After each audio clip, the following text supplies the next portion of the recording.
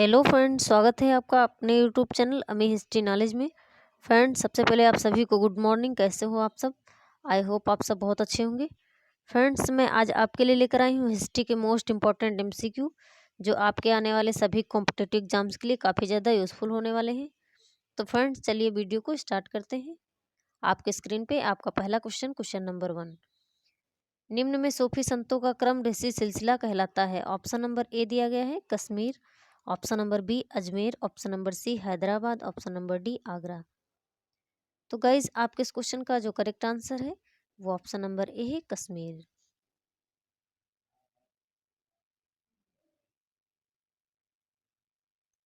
ये रहा हमारा अगला क्वेश्चन नंबर 2।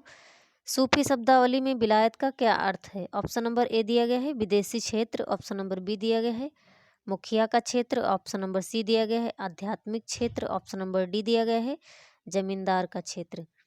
तो गाइज, आपके इस क्वेश्चन का जो राइट आंसर है वो ऑप्शन नंबर सी है आध्यात्मिक क्षेत्र।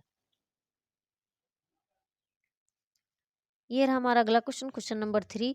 निम्नलिखित में से कौन सा सुमेलित नहीं है? ऑप्शन नंबर ए दिया गया है पुरंदर की संधि 1664, ऑप्शन नंबर बी दिया गया है जजिया को दोबारा लगाना 1679, ऑप्शन नंबर सी दिया गया है गोलकुंडा विजय 1686, ऑप्शन नंबर डी दिया गया है संभाजी का बंदीकरण एवं वध 1689। तो गाइज, आपके इस क्वेश्चन का जो करेक्ट आंसर है वो ऑप्शन नंबर सी है गोलकुंडा विजय 1686। ये हमारा जो स्टेटमेंट है ये गलत है। ये रहा हमारा अगला क्वेश्चन। मराठा प्रशासन में मजूमदार था। ऑप्शन नंबर ए लेखाधिकारी, ऑप्शन नंबर बी सचिव, ऑप्शन नंबर सी सरकारी अधिकारी, ऑप्शन नंबर डी खजांची। तो गाइज, आपके इस क्वेश्चन का जो राइट आंसर है वो ऑप्शन नंबर ए है लेखाधिकारी। ये रहा हमारा अगला क्वेश्चन नंबर 5। निम्नलिखित इतिहासकारों में से किसने शिवाजी को मध्यकालीन समय के सर्वाधिक रचनात्मक प्रतिभावान व्यक्ति के रूप में देखा है? ऑप्शन नंबर ए दिया गया है Vincent Smith, option number B MG Ranade, option number C दिया गया है यदुनाथ सरकार, ऑप्शन नंबर डी दिया गया है AR कुलकर्णी। तो गाइज, आपके इस क्वेश्चन का जो यहाँ पे राइट आंसर है वो ऑप्शन नंबर सी है यदुनाथ सरकार ने।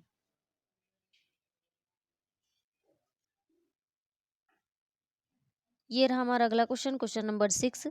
निम्न में से कौन सा सिक्का मुगलों का नहीं था? ऑप्शन नंबर ए दिया गया है मुजफ्फरी, ऑप्शन नंबर बी मोहर, ऑप्शन नंबर सी आना, option number D दोदामी।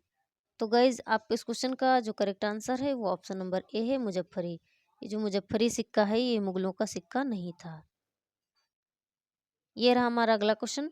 Alauddin Khilji ने कौन सा कर नहीं लगाया? ऑप्शन नंबर ए खराज, ऑप्शन नंबर बी खरी, ऑप्शन नंबर सी किस्मत एक खोती, ऑप्शन नंबर डी चराई। तो गाइज, आपके इस क्वेश्चन का जो यहाँ पे हमारा राइट आंसर है वो ऑप्शन नंबर सी है किस्मत एक खोती। किस्मत एक खोती जो कर था ये अलाउद्दीन खिलजी ने नहीं लगाया था। बाकी जो खराज हैं, घरी है, चराई चराई है, जो चरी कर था ये भी उसने लगाया था। ये रहा हमारा अगला क्वेश्चन। 13वीं और 14वीं शताब्दी में उत्तरी भारत में शहरी क्रांति की अवधारणा को किसने प्रस्तुत किया? Option number A KM Ashraf, option number B Moreland, option number C Mohammad Habib, option number D SK Lal. तो गाइज, यहाँ पे हमारे इस क्वेश्चन का जो राइट आंसर है वो ऑप्शन नंबर सी है मोहम्मद हबीब ने। ये रहा हमारा अगला क्वेश्चन। निम्नलिखित विदेशी यात्रियों में से किसने भारत में नील विनिर्माण का वर्णन किया है? ऑप्शन नंबर ए दिया गया है Ibn Battuta, option number B दिया गया है Niccolo de Conti, option number C दिया गया है William Finch, option number D Peter Mundy. तो गाइज, यहाँ पे हमारे इस क्वेश्चन का जो राइट आंसर है वो ऑप्शन नंबर सी है विलियम फिंच। ये रहा हमारा नेक्स्ट क्वेश्चन। 13वीं और 14वीं शताब्दी में उत्तरी भारत में शहरी क्रांति की अवधारणा को किसने प्रस्तुत किया? गैस, क्वेश्चन रिपीट हो गया है, कोई बात नहीं। ऑप्शन नंबर ए दिया गया है KM Ashraf, option number B Moreland, option number C Mohammad Habib, option number D KS Lal. तो गैस, इस क्वेश्चन को हम पहले भी सॉल्व कर चुके हैं। इस क्वेश्चन का जो हमारा करेक्ट आंसर है वो ऑप्शन नंबर सी है मोहम्मद हबीब। ये रहा हमारा अगला क्वेश्चन। निम्नलिखित में से कौन सा सही सुमेलित नहीं है? ऑप्शन नंबर ए दे रखा है चौथ शिवाजी द्वारा युद्ध खर्च के रूप में मांगा गया भूमि लगान का चौथा भाग था। ऑप्शन नंबर बी दिया गया है टंका तांबे का एक सिक्का था। ऑप्शन नंबर सी दिया गया है इजारा राजस्व को ठेके पर देने की प्रथा थी। ऑप्शन नंबर डी दिया गया है हस्त ओ बुध भू राजस्व निर्धारण की एक विधि थी। गाइस इसमें से पूछा गया है कौन सा सुमेलित नहीं है, यानी कि कौन सा हमारा इनकरेक्ट है।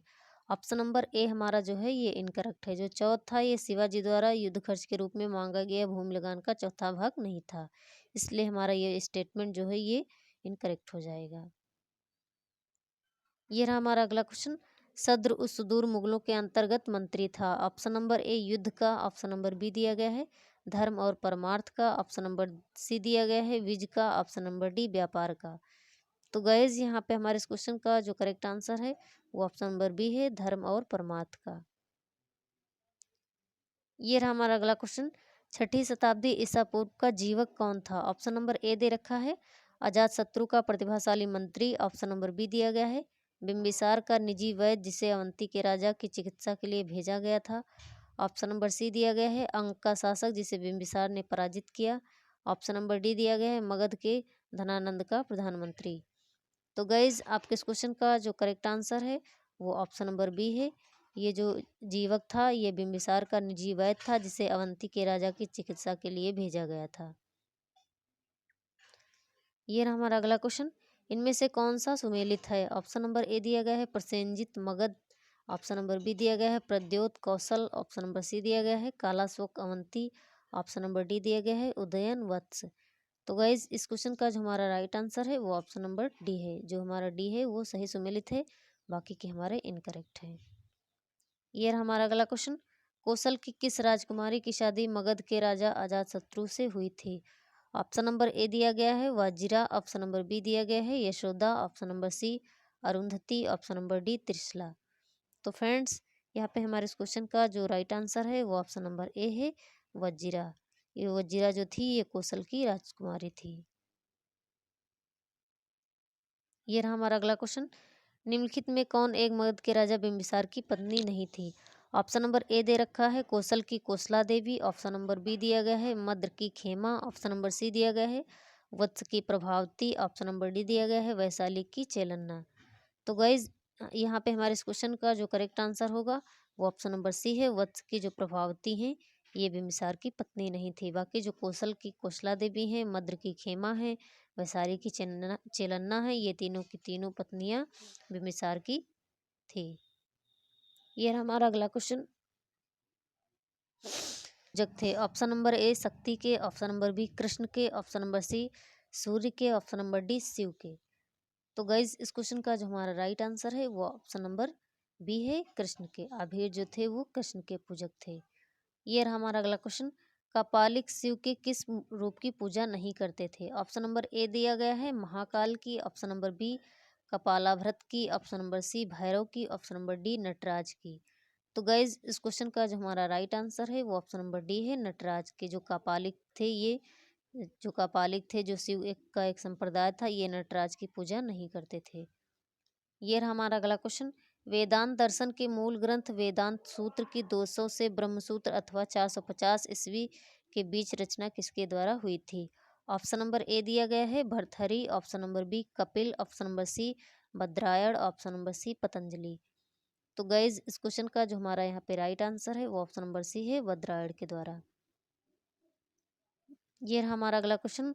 वामचर और दक्षिणचर क्या थे। ऑप्शन नंबर ए दिया गया है शाक्तवाद के दो मुख्य कर्मकांड, ऑप्शन नंबर बी तंत्रवाद के दो मुख्य भाग, ऑप्शन नंबर सी दिया गया है वीर शैववाद के पुरुष और महिला सदस्य, ऑप्शन नंबर डी दिया गया है गोरखनाथी संप्रदाय के पुजारी। तो गाइज यहाँ पे हमारे इस क्वेश्चन का जो राइट आंसर है वो ऑप्शन नंबर बी है तंत्रवाद के दो मुख्य भाग थे वामचर और दक्षिणाचर। ये रहा हमारा अगला क्वेश्चन।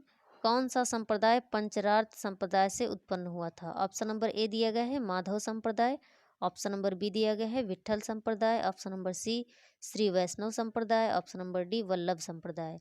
तो गाइज इस क्वेश्चन का जो हमारा राइट आंसर है वो ऑप्शन नंबर सी है श्री वैष्णव संप्रदाय जो हमारा है ये पंचरार्थ संप्रदाय से उत्पन्न हुआ था। ये रहा हमारा अगला क्वेश्चन। कौन सा वैष्णव संप्रदाय अत्यंत कर्मकांडी था। ऑप्शन नंबर ए दिया गया है वैखानस, ऑप्शन नंबर बी दिया गया है श्री वैष्णव, ऑप्शन नंबर सी दिया गया है पंचरात्र, ऑप्शन नंबर डी दिया गया है भागवत। तो गाइज यहाँ पे हमारे इस क्वेश्चन का जो राइट आंसर है वो ऑप्शन नंबर ए है वैखनाथ संप्रदाय जो हमारा है ये अत्यंत कर्मकांडी संप्रदाय था। ये रहा हमारा अगला क्वेश्चन।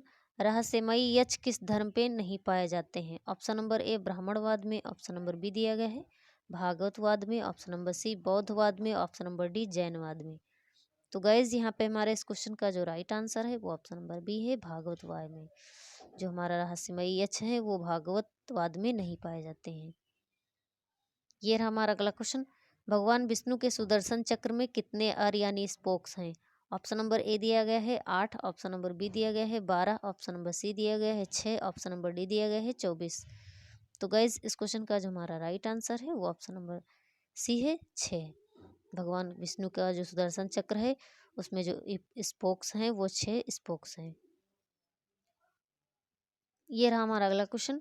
किस शैव संप्रदाय का अस्तित्व कर्नाटक में नहीं था? ऑप्शन नंबर ए दिया गया है Kapalika, option number B Kalamukha, option number C Kanphata, option number C D दिया गया है वीर शैव। तो गैस इस क्वेश्चन का जो हमारा राइट आंसर है वो ऑप्शन नंबर सी है कनफटा।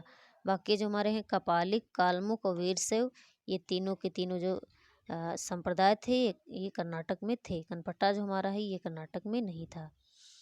तो गाइज़ ये थे हमारे आज के क्वेश्चंस। उम्मीद करती हूँ आज के क्वेश्चंस आपको यूज़फुल लगे होंगे।